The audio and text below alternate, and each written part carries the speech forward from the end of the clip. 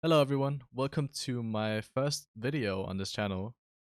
Today we're gonna look at some of the 1.17 blocks and other like decorational items. And we're gonna take a look at how we can improve what we already have in terms of like gardening and using the copper blocks, the lightning rod. There's so many new blocks that are just amazing to use. So I wanna take a look at that and see what we can come up with. So if we take a look here, we have the little overhang with the sweet berries, kinda overhanging with the lightning rod, and then we have some spruce trapdoors at the bottom, and the like the bush itself placed on top of some coarse dirt. I will give some examples of where to use this kind of style in the end here, or as you may have seen already in the beginning. But yeah, that's kind of the general idea with this build. Fairly simple to build. If you need some decoration for a wall, if it's just a plain wall, I'd recommend using this kind of thing. Moving on though, we have some trolleys of some sort. I kind of just went with whatever I thought would look good, and here we go. We have the copper roof with the acacia trapdoors to kind of represent a slightly smaller version of the rusted feel, which in this case is just the copper color, right? Then we have the wheel, which is the oxidized copper stairs, which basically is pulled like apart from each other, so that way, when you're looking at it from this angle, maybe even this one, you can kind of see that the wheel is like right by itself, right? I think it's really cool, especially with the new addition of the glowberries. You can add some cool stuff in here, as you can see here. And we have the lower trolley as well, open one rather. That yeah, is really cool. You can add stuff on the inside if you want instead of the trapdoors here. But yeah, that's ultimately up to you, right? Moving on, we have the new Vineyard. So I actually tried out a bunch of stuff with the sweet berries when they came out originally, trying to mimic the Vineyard feel. Because that is such a fun way to build in Minecraft, making a farm out of and making something cool, right? At the same time. So here I kind of went with like a little bit of a random design. You can definitely tone down the randomness if that's not your style. Like if you just want to keep it straight, that's up to you. You can even connect it if you want to. Another thing you can add is like tiny decorative things like the walls at the bottom. You don't have to do it every time. Maybe it's just some places that need some support. There you go. They have that. Moving on to the Azalea Bushes. They are really cool. I really gotta say that. I kind of wish you could orientate them in a way that would be a little bit more random, because you can kind of see the branches at the bottom are all facing the same way. But you can do some kind of cool stuff with it. Even just the most basic one, you can add moss carpet on top if you want to. That will add a little bit of a dent, pixel gap on top. And especially if you have a lot of them next to each other, you can just kind of do that, and that way you have some variance in the height level, right? You can also add like a whole moss block or leaves on top.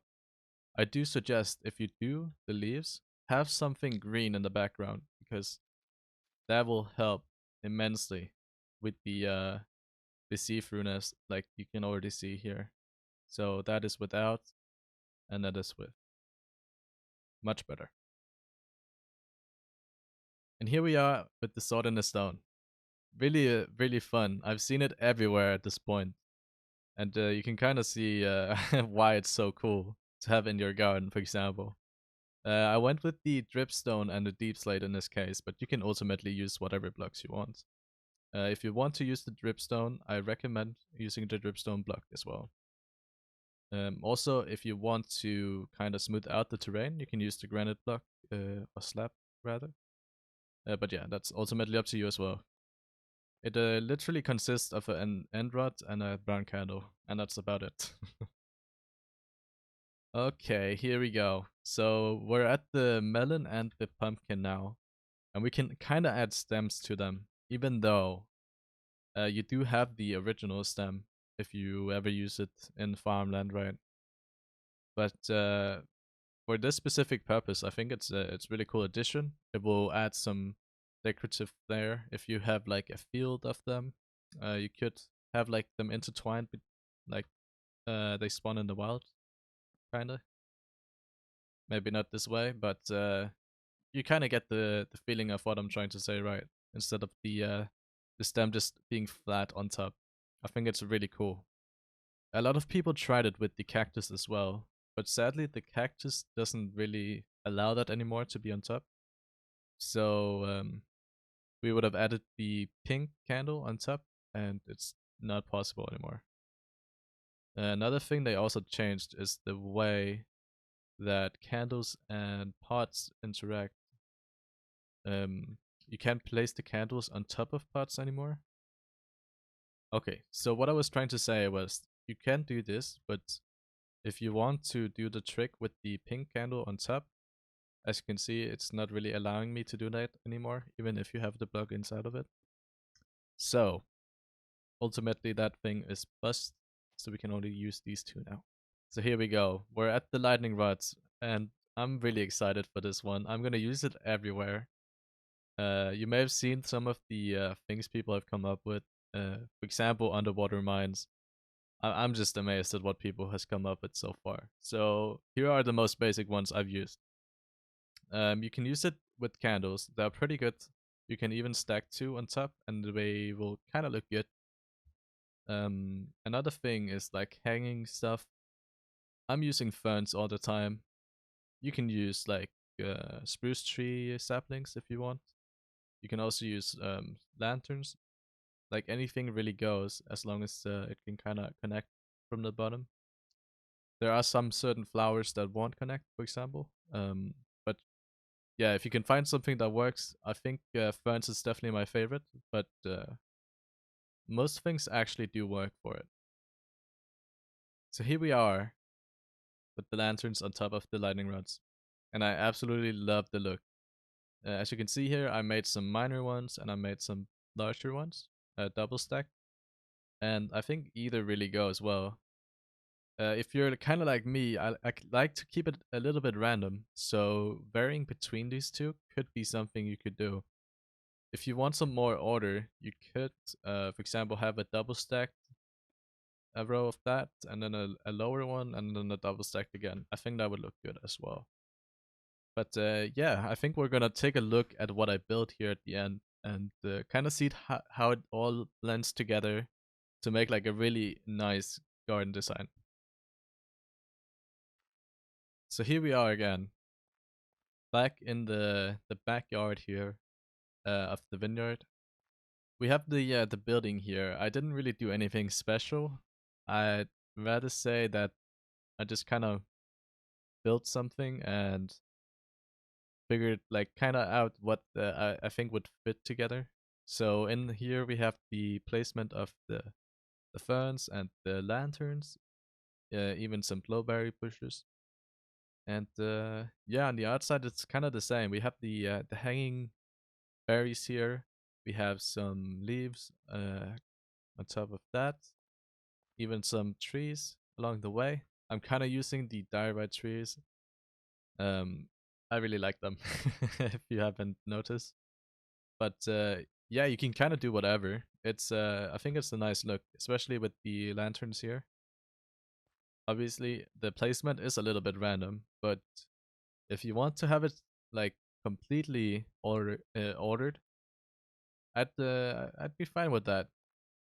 We also have a look of the azalea bushes here together, and you can kind of see how just that little variance of the pixel really helps out with the shape, because that would be very boring next to each other if they're just the same height. Same can kind of be seen over here. Another thing I forgot to mention earlier was actually the way that the moss carpet on top of the leaf kind of interacts. So as you can see now, it's completely see-through, but when you add that, you have a little bit of shade. It helps. For example, if the background is green, now it really blends in well. So that's really about it. We have some of the trolleys here, the carts. You can kind of see how they actually get supported by the lightning rod as well. You can kind of use whatever you want. In this case, I actually prefer the fence. There you go, because it connects with the fence gate. You can also see another display of the sword in the stone here.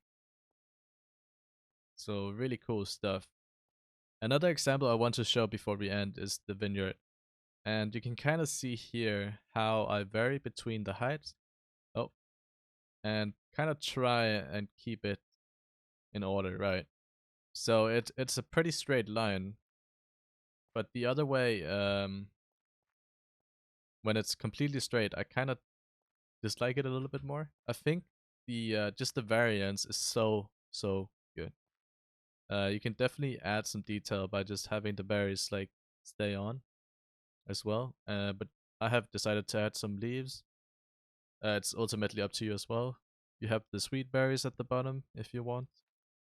You can add some stone pressure plates and some stone buttons to add some variance to the flooring.